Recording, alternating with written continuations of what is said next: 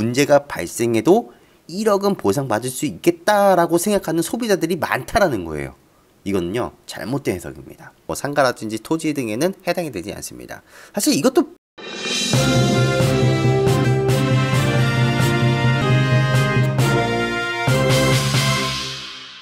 얼마 전에 발표된 부동산 중개보수 개편안에 대해서 살펴보려고 합니다. 2021년 10월 1일 반가복비가 시행이 됩니다. 중개사 측과 소비자 측에 각각 비판하고 싶은 의견들이 좀 있긴 하지만 저 살기 위해서 좀 말을 아끼도록 하겠습니다. 하지만 한 말씀을 좀 드려야 될 것 같습니다.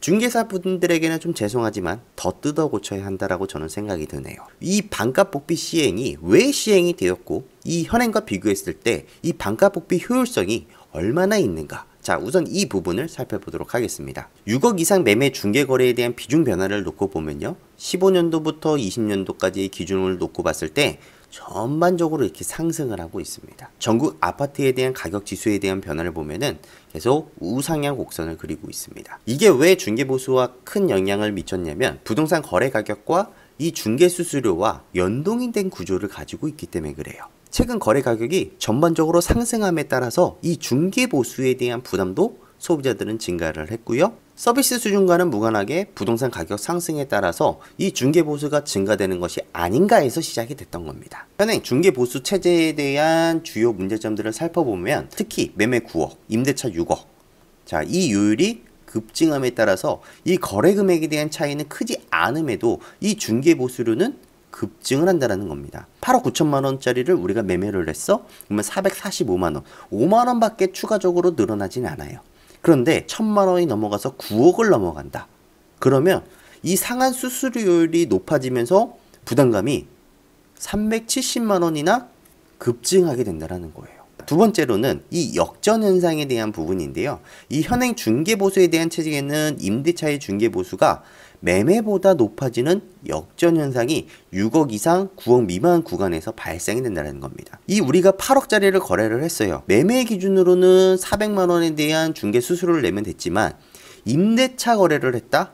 그러면은 640만 원에 대한 부담을 해야 된다. 매매보다 240만 원이나 더 비싼 중개 수수료를 내야 된다는 거예요. 이론적으로 우리가 매매를 했을 때 더 큰 대금을 지급을 합니다. 그런데 오히려 임대차 거래에서 이 중개 수수료가 더 많이 발생이 된다. 참 아이러니하죠. 자, 이 표는요, 거래 구간별 적용 요율을 평균적으로 낸 겁니다. 자, 소비자 대상으로 조사한 결과, 중개사 기준으로 조사한 결과인데요.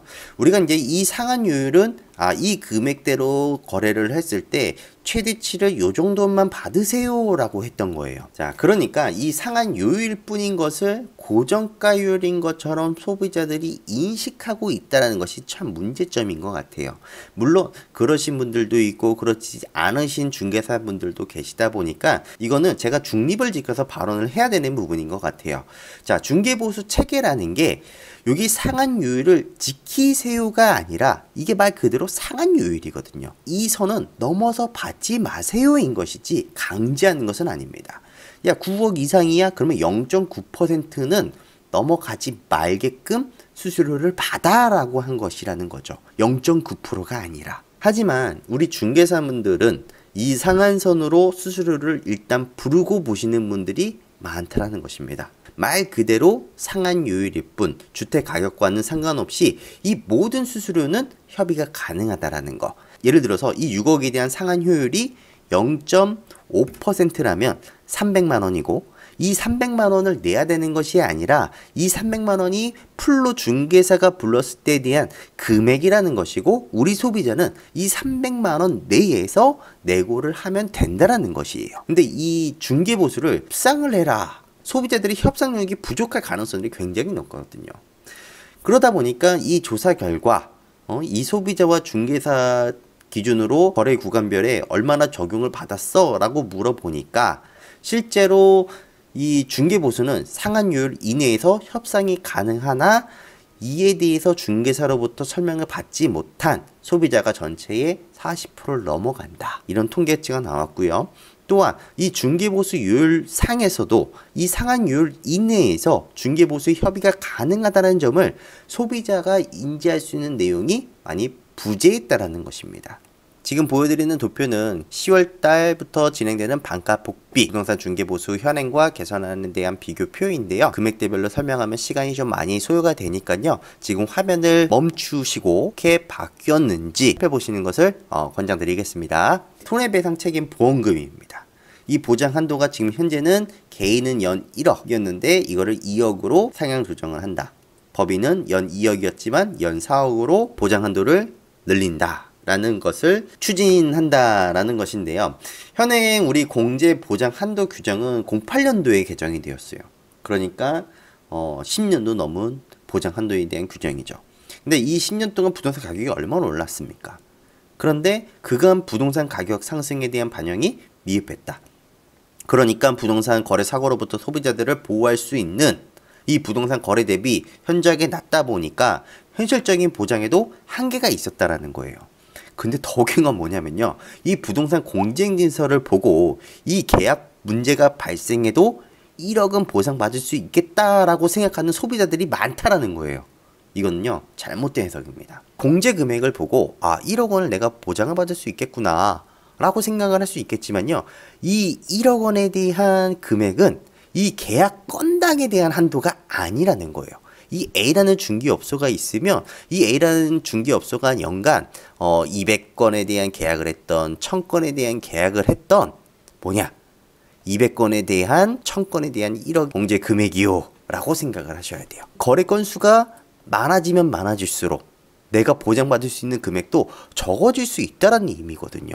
예를 들어서 A라는 중개업소가 좀 고의로 1억을 한도를 빵 하고 B라는 사람한테 다 써버렸어. 계약 기간 내에 가입한 사람들은 단 한 푼도 보상을 받을 수 없다라는 거예요. 문제는 이 부동산 공제증서는 부동산이 중개 과정에서 잘못해서 손해가 발생이 됐을 때 공제증서에 의해서 손해배상을 받을 수 있다는 의미지만 실제로 이 중개사의 고의 혹은 과실을 100% 증명하기가 쉽지만은 않거든요. 그래요. 고의, 과실이 만약에 인정이 됐어. 그런데 인정이 된다고 하더라도요. 임차인 거래 주체자로서의 주의 의무에 의해서 과실이 상계가 되기 때문에 실제로 모든 보증금은 다 받기는 어렵다. 그래서 이 공제증서는 그냥 부동산 거래에 있어서 최소한의 안전장치일 뿐이지 이 1억 원 보장이라는 말만 듣고 덜컥 계약을 진행하다가 큰 낭패를 겪을 수 있다는 점도 여러분들이 좀 체크하셔야 할 부분이 아닌가 싶습니다. 그리고 이번 부동산 중개 보수 개편안은요, 주거용 부동산 중개 보수에만 해당되다 보니까 비주거용 부동산, 그러니까 뭐 상가라든지 토지 등에는 해당이 되지 않습니다. 사실 이것도 불만이긴 해요. 구간별로 수수료 상향액이 나눠져 있는 것은 주거용밖에 없어요. 그러다 보니까 상가나 토지 거래를 할 때는 대충 눈치껏 할 수밖에 없다라는 거죠. 지금 워낙 주거용 부동산 중개 보수 개편이 이제 문제가 됐기 때문에 이 부분이 좀 이슈가 되는 건 사실이지만 비주거용도 바뀌어야 되지 않을까 싶은데 비주거용은 일단 현행대로 유지된다라는 점, 이 점은 좀 참고하시면 될 것 같고요. 사실 정부에서 집값을 잡고 주택 가격이 내려가고 또 자연스럽게 수수료도 내려가는 상황이 가장 이상적이겠지만 또 이번 정책으로 인해서 어떤 변화가 일어날지는 한번 좀 주목해 봐야 될 것 같습니다. 저는 다음 영상에 좋은 정보와 노하우들을 가지고 여러분들을 다시 찾아뵙도록 하겠습니다.